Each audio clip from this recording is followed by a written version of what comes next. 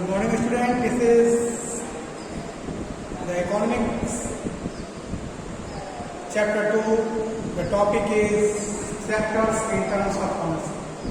Economics chapter 2 का यह topic आज डिस्कस होगा। इससे पहले कल हम लोगों ने जो है कंडीशन ऑफ जॉब के बेसिस पर ऑर्गेनाइज और अनऑर्गेनाइज सेक्टर पर डिस्कशन किया था। ऑर्गेनाइज वो सेक्टर होता है जो गवर्नमेंट रूल रेगुलेशन को फॉलो करता है, factory act, stock specimen act, gratuity act को फॉलो करे, कई तरह के बेनिफिट्स को प्रोवाइड करे, वो जो है ऑर्गेनाइज सेक्टर होता है। जॉब सिक्योरिटी देता है, फिक्स्ड वर्किंग आवर है, ओवर टाइम है, मेडिकल फैसिलिटीज है, ये ग्रेजुएटी है, ये फायदे ऑर्गेनाइज सेक्टर में है। जबकि अनऑर्गेनाइज सेक्टर जो है वो आपका वो सेक्टर है जहां पर government rule and regulation follow नहीं होते हैं। इसके अलावा वेजेस कम होता है वर्कर्स का, और जिस तरह का कंडीशन है ऑर्गेनाइज का जस्ट उसका अपोजिट होता है। कोई भी बेनिफिट नहीं होता, ना तो पेड लीव्स होता है, ना तो जॉब सिक्योरिटी होती है, ना मेडिकल बेनिफिट है, ना तो ग्रेजुएटी है, ना ओवर टाइम है। कहानी आपके बुक में दिया हुआ है कांता एंड जो है कमल का, जिसमें कांता ऑर्गेनाइज सेक्टर में वर्क करती है जबकि कमल जो है अनऑर्गेनाइज सेक्टर में वर्क करती है।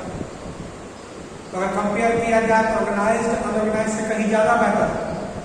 और अनऑर्गेनाइज सेक्टर में वर्कर्स ज्यादा है तो उनका प्रोटेक्शन भी जरूरी है, जो हम लोग इस टॉपिक के बाद डिस्कस करेंगे। अब जो है आज का टॉपिक है sectors in terms of ownership, मालिकाना हक। ऑनरशिप का मतलब होता है मालिकाना हक। तो उस बेसिस पर दो टाइप के सेक्टर हैं, एक होता है पब्लिक सेक्टर, एक होता है private sector. Public sector and private sector. तो पब्लिक सेक्टर वो होता है जिसको गवर्नमेंट कंट्रोल करता है, सर्विस प्रोवाइड करता है, ठीक है, और most of exist and provide all the service. सेवाएं सरकार के द्वारा दी जाती हैं, एग्जिस्ट सरकार के पास होता है। और यहाँ ऑर्गेनाइज सेक्टर की बात हो जाती है, एक तरह से यह ऑर्गेनाइज सेक्टर में है, ऑर्गेनाइज संगठित हो जाता है। यहाँ पर ऑर्गेनाइज की फैसिलिटीज भी मिल जाती है। वही दूसरी ओर हम बात करेंगे प्राइवेट सेक्टर की, तो यहाँ पर ownership of exist and delivery of services ये किसी निजी व्यक्ति के हाथ में होता है या कंपनी के हाथ में। निजी व्यक्ति या कंपनी जो है इसको नियंत्रित करता है, इसलिए प्राइवेट का मतलब ही निजी होता है और सब पब्लिक का मतलब सबके लिए होता है, ठीक है। लोग तो प्राइवेट इंडिविजुअल या कंपनियां जो है संपत्ति और सर्विसेज के डिलीवरी को नियंत्रित करती है। यहाँ जो है अनऑर्गेनाइज्ड वर्क ज्यादा दिखाया जाता है, अनऑर्गेनाइज्ड। प्राइवेट सेक्टर में अनऑर्गेनाइज्ड वर्क ज्यादा है। अब जहां तक पब्लिक सेक्टर की बात की जाए तो पब्लिक सेक्टर जो है वो सोशल वेलफेयर पर फोकस करता है, focus on social welfare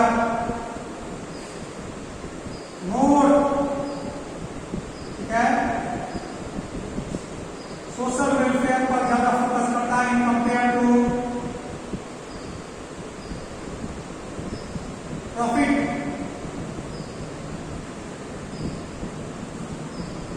social welfare पर पब्लिक सेक्टर ज्यादा फोकस करता है, या लोगों के डेवलपमेंट पर फोकस करता है, या प्रॉफिट पर कम फोकस करता है। यहाँ के वर्कर्स को सुविधाएं दी जाती है, ऑर्गेनाइज की फैसिलिटीज जो है आपने पढ़ा है वो मिलता है।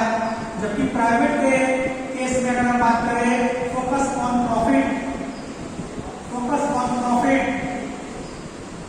Not on social welfare. ये जो है सामाजिक भलाई के से ज्यादा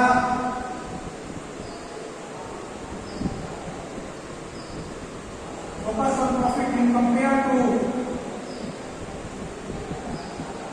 सोशल वेलफेयर से ज्यादा, सामाजिक भलाई से ज्यादा जो प्राइवेट सेक्टर है वो प्रॉफिट पर ज्यादा फोकस करे।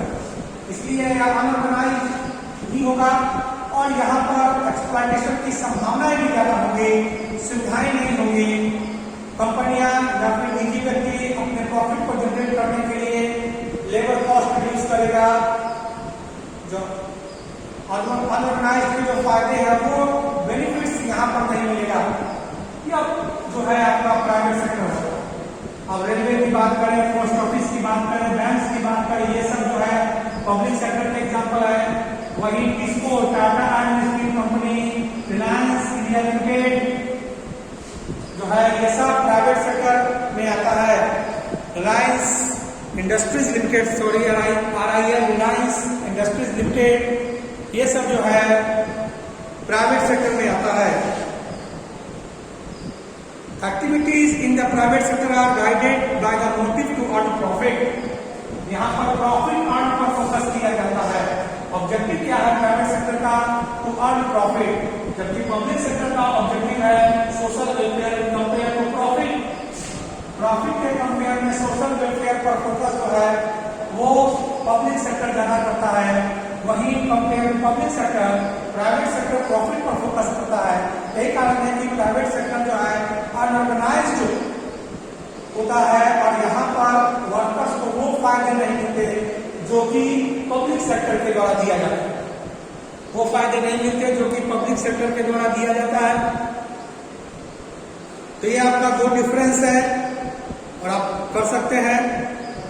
अब ऐसा क्यों पब्लिक सेक्टर जो ऐसा क्यों करता है? तो प्रॉफिट पर फोकस कम क्यों करता है? क्योंकि प्रॉफिट जो है उसके पास टैक्स कलेक्शन होता है। पब्लिक सेक्टर गवर्नमेंट कंट्रोल है, गवर्नमेंट के पास टैक्स के थ्रू पैसा आते रहता है, तो वो इस सेक्टर में इन्वेस्ट करता रहता है।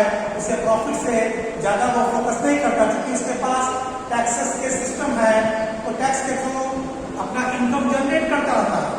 और इस तरह का कोई सिस्टम प्राइवेट का नहीं होता, उसके पास अलग से जो है पैसा जनरेट हो रहा है, तो जो वर्क वो करता है उसी से उसको प्रॉफिट जनरेट करना होता है।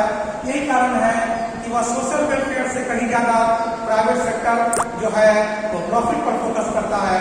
जबकि सरकार के पास टैक्स कलेक्शन के अलग तरीके होते हैं, जिसकी वजह से इस सेक्टर में जो गवर्नमेंट है तो उसे प्रॉफिट पर फोकस करना जरूरी नहीं होता। तो सरकार के पास चूंकि टैक्स कलेक्शन हो रहा है, पैसा आ रहा है, इसी वजह से इस सेक्टर में वह प्रॉफिट जनरेट करने पर फोकस नहीं करता। जबकि प्राइवेट सेक्टर के पास तो इसी सेक्टर से कमाना है, उसके पास तो अलग से कोई रास्ता नहीं है कि पैसा आए, इसीलिए वह यहाँ प्रॉफिट मेकिंग प्रोसेस पर फोकस करता है और यहाँ अनऑर्गेनाइज्ड जैसा कंडीशन है। ये दो आपके सामने है, private and public. Private sector क्या है, पब्लिक क्या है, ठीक है। क्यों पब्लिक सेक्टर जो है वो सोशल वेलफेयर पर फोकस करता है प्रॉफिट के कंपेयर में? क्यों प्राइवेट सेक्टर जो है प्रॉफिट पर ज्यादा फोकस करता है? क्योंकि प्राइवेट सेक्टर के पास अलग से कोई आमदनी का तरीका नहीं होता, जबकि पब्लिक सेक्टर में गवर्नमेंट के पास टैक्स कलेक्शन का तरीका है, टैक्स के थ्रू उसके पास पैसा आ रहा है, इसलिए उसे इस सेक्टर से प्रॉफिट जनरेट करने से कहीं ज्यादा जरूरी सोशल वेलफेयर पर होता है।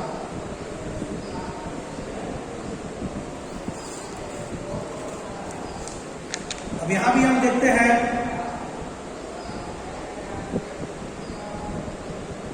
कि अनऑर्गेनाइज सेक्टर यहां पर भी है और ऐसे सेक्टर में डिपेंडेंस ज्यादा है, तो कहीं ना कहीं अनऑर्गेनाइज सेक्टर के वर्कर्स का प्रोटेक्शन होना चाहिए।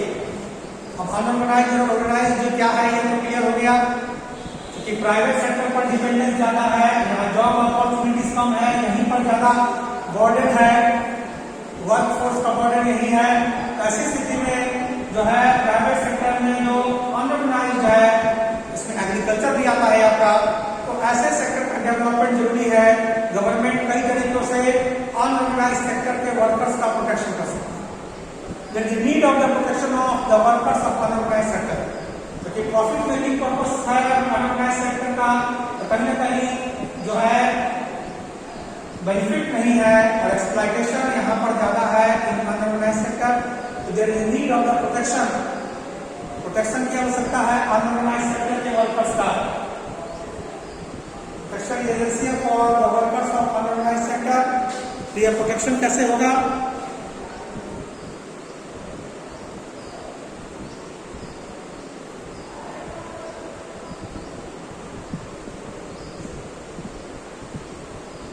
क्योंकि समय बदलता गया और अनऑर्गेनाइज सेक्टर की ऑर्गेनाइज सेक्टर से जो है जॉब खत्म हो रहा है और लोग जो है अनऑर्गेनाइज सेक्टर की तरफ मूव कर रहे हैं, जहां पर लो अर्निंग है, ठीक है, लो अर्निंग है, नो बेनिफिट्स नहीं है, क्या इसलिए जो है अनऑर्गेनाइज सेक्टर की तरफ मूवमेंट ज़्यादा है।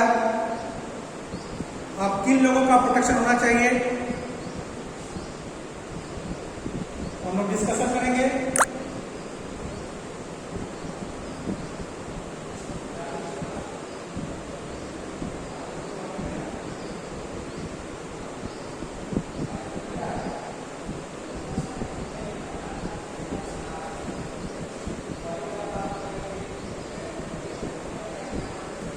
तो यहाँ का टॉपिक है, अब हम लोग अनऑर्गेनाइज सेक्टर के वर्कर्स के प्रोटेक्शन पर चर्चा करेंगे। समय बदलता गया, ऑर्गेनाइज सेक्टर लिमिटेड होता गया और वर्कफोर्स अनऑर्गेनाइज सेक्टर की तरफ मूव करता चला गया।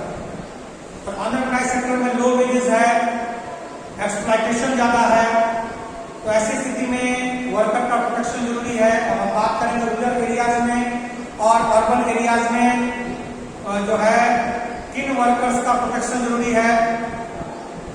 रूरल एरियाज में हम बात करेंगे तो एग्रीकल्चरल लेबर, रूरल एरियाज की अगर हम बात करेंगे तो एग्रीकल्चरल लेबर जो कि अनऑर्गेनाइज सेक्टर में है, कोई बेनिफिट नहीं है। वही शहर की हम बात करेंगे तो कैजुअल लेबर्स तो डेली वेजर्स है, वो दोनों जो है अनऑर्गेनाइज सेक्टर के अफेक्ट है, ऊपर अफेक्ट है।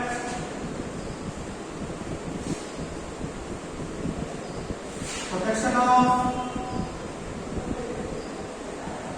unorganized sector, protection of worker, protection of workers of unorganized sector।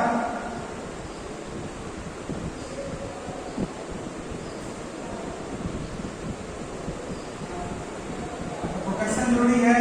Vulnerable group कौन है ऑर्गेनाइज सेक्टर में? वल्नरेबल ग्रुप रूरल एरिया की बात करें, रूरल एरिया में एग्रीकल्चरल लेबर जो है वो वल्नरेबल है। ऑर्गेनाइज सेक्टर में उसका प्रोटेक्शन जरूरी है, एग्रीकल्चरल लेबर का प्रोटेक्शन जरूरी है। इसके अलावा small and marginal farmer, small and marginal farmer,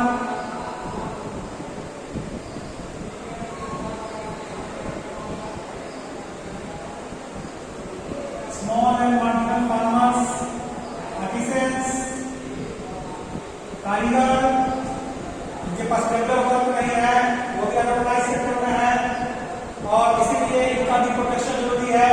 तो ये जो वल्नरेबल ग्रुप है रूरल एरिया का, जो कि इनकी आवश्यकता है प्रोटेक्शन की, इनके लिए गवर्नमेंट कुछ अरेंज करे ताकि इनका प्रोटेक्शन हो सके, agricultural labour, small and marginal farmers, artisans, ये सब कुछ है। जहां तक हम बात कर रहे हैं आर्टिसंस कारीगरों की तो वेबर, ब्लैक स्मिथ, कारपेंटर। जहां तक एग्रीकल्चर की बात करें तो 80% रूरल हाउस होल्ड जो है वह small and marginal farmer category का है, यानी कि जो है 80% गांव की आबादी जो है स्मॉल और 80% रूरल हाउस होल्ड।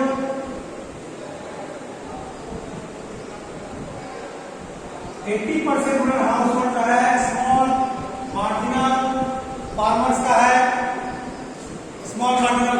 है, तो ऐसी स्थिति में इनका प्रोटेक्शन जरूरी है। वहीं अर्बन एरिया की बात करेंगे तो small scale industry, casual workers. वहीं हम अर्बन एरिया की बात करें तो रूरल एरिया की बात करें, रूरल एरिया में ये वल्नरेबल है।